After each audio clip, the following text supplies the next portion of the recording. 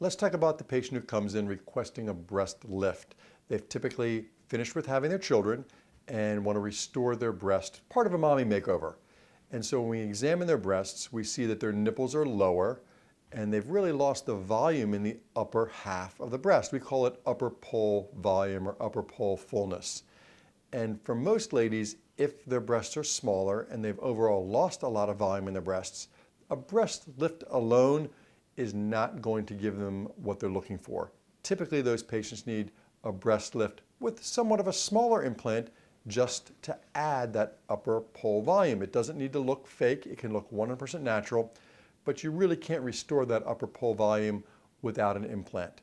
Even if someone has very large breasts, and we do even a breast reduction, sometimes it's still hard to restore upper pole volume because once it's gone, it's kind of gone, and you can't just stuff the tissue back up there and expect it to stay there.